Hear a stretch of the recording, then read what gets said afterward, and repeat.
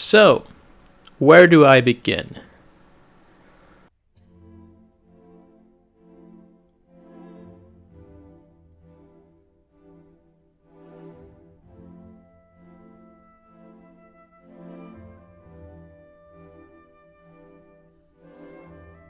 Super Smash Bros. Melee has been my favorite game of all time, ever since I first put this beautiful red and black disc into my slick silver GameCube at the age of 6. Of course, I love the gameplay to death, and I still do, but the thing that fascinated me most as a kid was the inclusion of all those different characters. Back then, the only faces I could recognize were the ones coming from the Mario and Pokemon franchise. But that didn't bother me at all. I was so curious about all of those different new protagonists that I have never seen before in my life, reading the manual countless amounts of times, and getting a small glimpse into the universes of Link, Captain Falcon, and everyone else. Of course, this didn't stop with the characters. Oh no, the stages. They were an amazing representation of iconic locales that these characters have fought, adventured, or competed in. Some of them being presented in a brand new way, like the Fountain of Dreams from Kirby's Adventure, or the Jungle from Donkey Kong Country.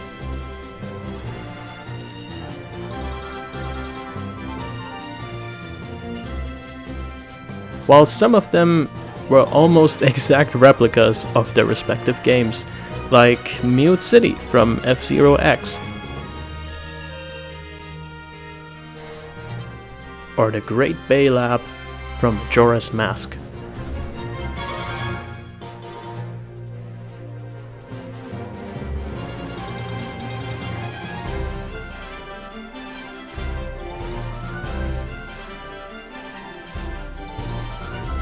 And with the so-called trophies, them being the game's main collectible, you could find out even more, with small but very interestingly written descriptions of creatures, characters, objects, and places from various Nintendo universes. Man, I just couldn't get enough of it. Every single aspect of this game was pure bliss to me. So when my kid self sat in front of his parents' laptop sometime in 2007 looking for more unlockables for his favorite game, oh man, imagine how fucking hard he shat his pants when he saw that a sequel to it was coming out. Shat his pants in excitement, I mean. Yeah. I could not believe it. I mean, at that point, I didn't even know that Melee was part of a series. So, in general, up until I saw the promotional material for Super Smash Bros. Brawl, the possibility of a sequel didn't even cross my mind for a single second. And there it was. Damn. So naturally, with this new game coming out, I was sure that there would have to be so many cool characters, stages, and trophies of all the new games that came out. I mean, Pikmin, Pokemon Diamond and Pearl, the new Zelda stuff, maybe even Chibi Robo? Those were the kinds of expectations I had, at least, coming from all of the different commercials and games that I've seen and played after the release of Melee. But then, it got even more exciting when fucking Solid Snake and Sonic were announced to be in the game. What? After that, my expectations went through the fucking roof. So, when it came out, I unlocked all of the new stuff and then... What the fuck is a Hanon bow? What is this? Why is there no music? Why is this here? This is probably how many people have felt when first unlocking the stage. I mean, it wasn't difficult to unlock, you just needed to clear this mission right here. Make all the leaves on the right tree red.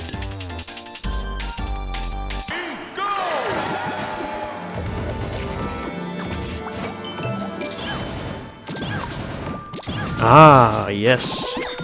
Game. Good.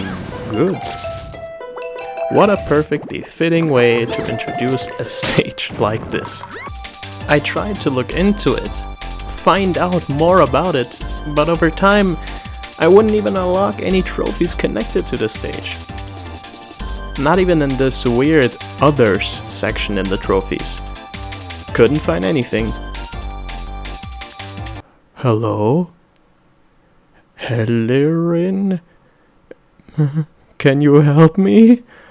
Oh no, I see you're busy existing in a game called Kururin. What? So, which game series is it from at least? Electroplankton. Alright. Well, after more than a decade of being confronted with this weird hand and bow stage and the existence of a game called Electroplankton, I finally decided to look into this game. I mean, hey, Smash Bros. Melee and Brawl have both introduced me to some of my favorite games of all time. So, let's give it a shot and see what this is about.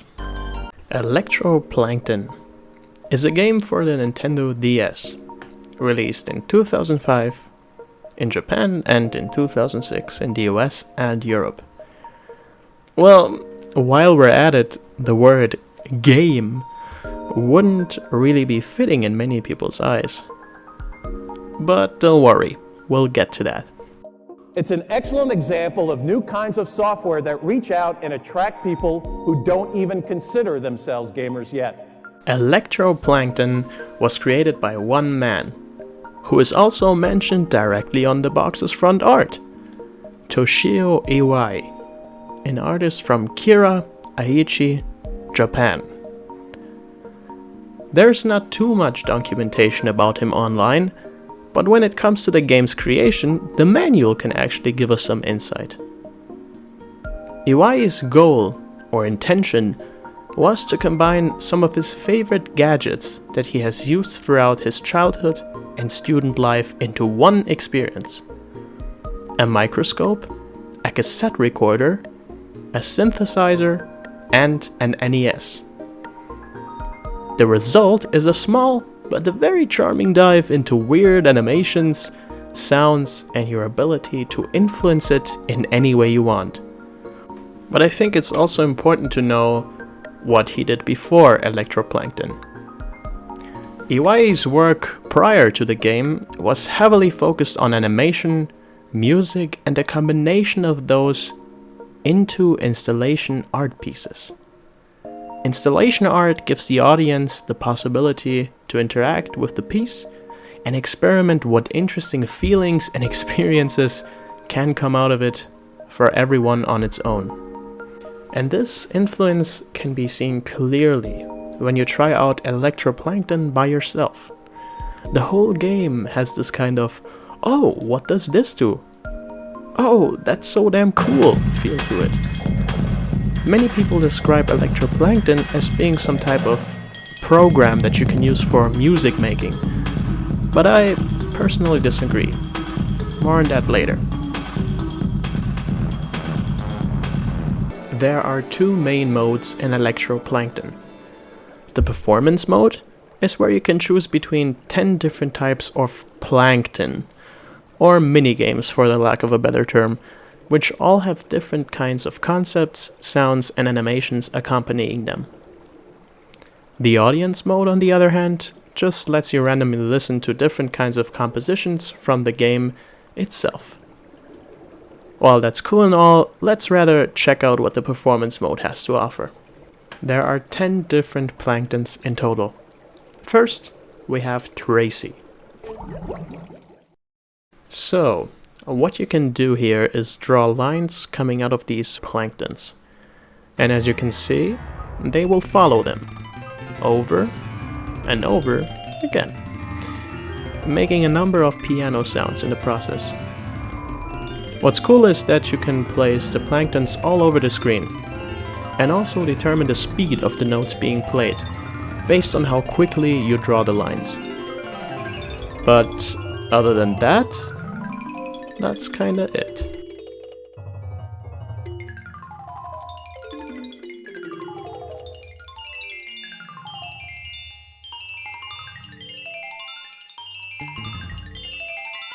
Next, we have the one which got us here in the first place. Hand and bow.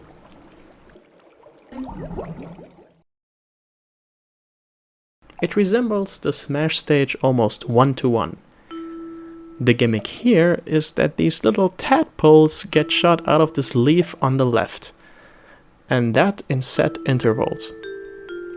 That means that you can't actually determine yourself when they will shoot out. What you can control, on the other hand, is the angle with which the plankton gets shot out of, and also the position of the leaves on this tree on the right. Huh? Remember that tree? The one where you had to make the leaves red? Whenever the plankton hits one of those leaves, it makes a sound. If it hits a leaf multiple times, the color and tone both change. And yeah, again, that's kinda it. Next.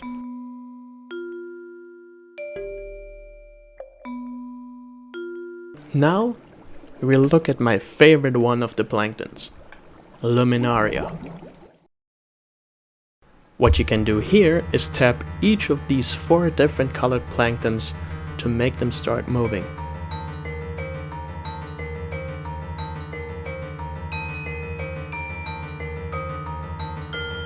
You'll notice that they'll move at different kinds of speed, which kind of makes them harmonize together when you listen to their sounds.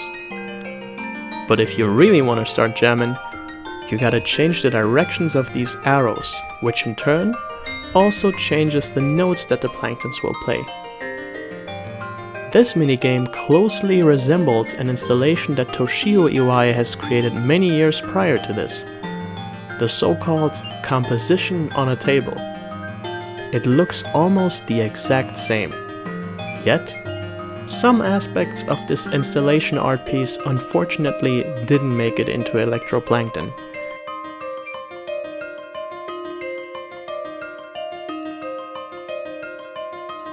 Of course, it makes sense that these aspects would have been a bit difficult to translate into something you could experience on a Nintendo DS, or at least not in a faithful way. But I think that's okay, because the simpler version is still really cool. No matter how, the different planktons always kinda seem to harmonize together. And changing the arrows so they move around the screen is really satisfying, just because of this kind of tingly feeling it gives you when the melody starts changing. Next, we have a couple of weird ones. I don't think they're that interesting, so I'll just give you a small glimpse into what they have to offer. Sun Animalcule. Animalcule? Animalcule? Whatever. Touch the screen and a couple of moments later, the small dot that you created makes a sound.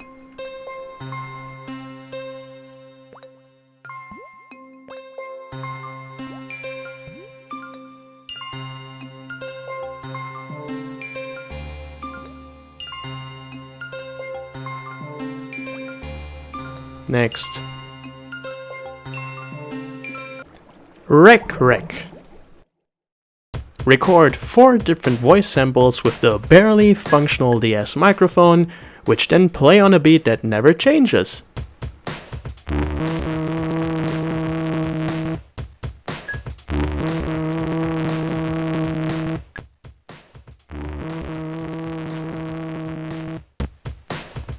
Next. Nanocarp.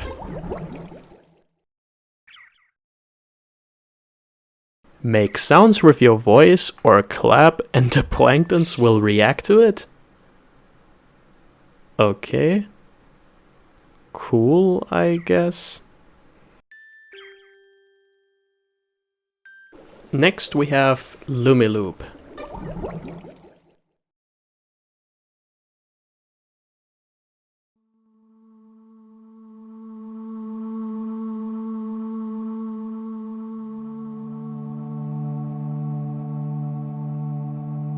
Damn, isn't this the kind of music cats enjoy? I mean, it's very simple, but also kinda cool. You have to twist these discs around in a circle so they emit these sounds. And the way these sounds come out when using the touchpen also gave me this kind of tingly feeling I got from Luminaria. Funnily enough, it also kind of resembles one of Iwai's prior works. But I can't say if there is a connection for sure, it just looks very similar. Next we have Marine Snow.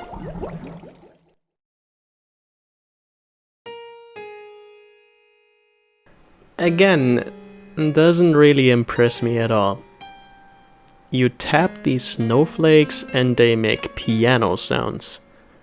Tap a lot and they make a lot of sounds. You can make them switch places. Next. So next, we will look at Beatness. Okay.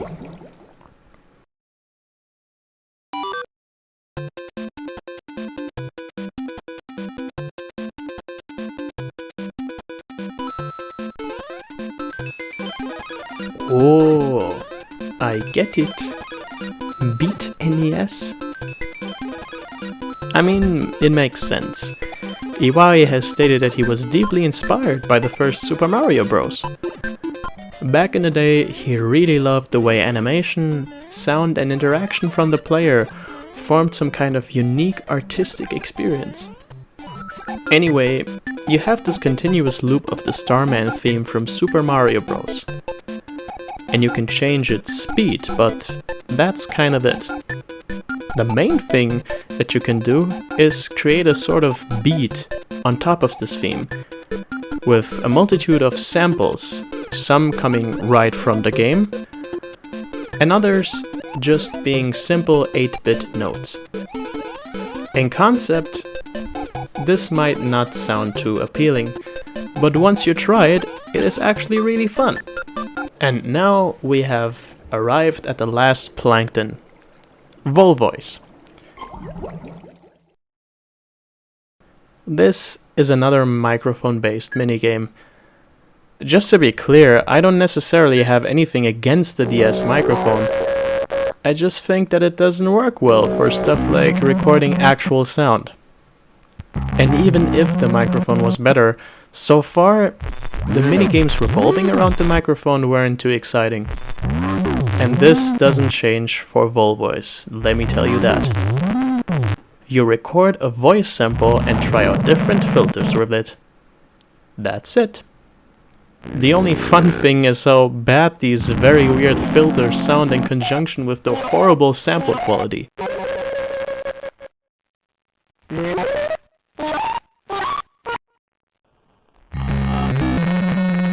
And yeah, that's basically it. This is Electroplankton. Huh. Again, some people actually describe this as a music creation program, but I would rather disagree. The main point against this is the fact that you can't even save one of your recordings in the game itself. You could connect the DS to some type of cassette recorder or something, but that seems a bit too complicated, don't you think? And anyway, some of the planktons don't really have something going on that you could use for making music, in my opinion at least. I mean, how could someone make music with something like Nanocarp? Still, if you look it up on YouTube, you can actually see some people who have made musical compositions using Electroplankton. Especially this guy, AA Battery.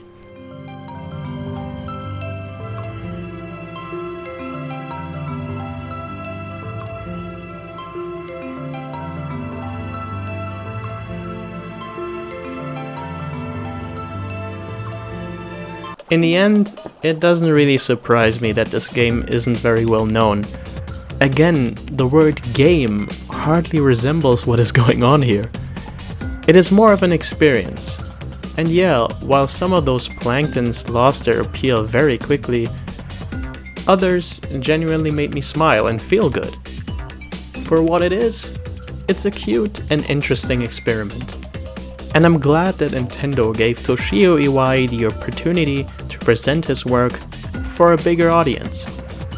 And I'm also glad that Nintendo keeps referencing the game throughout the newest Smash game, with another stage appearance of Hannonbow and some spirits that you can collect. In general, this is the kind of side that I personally miss from Nintendo. This willingness to publish something weird and experimental.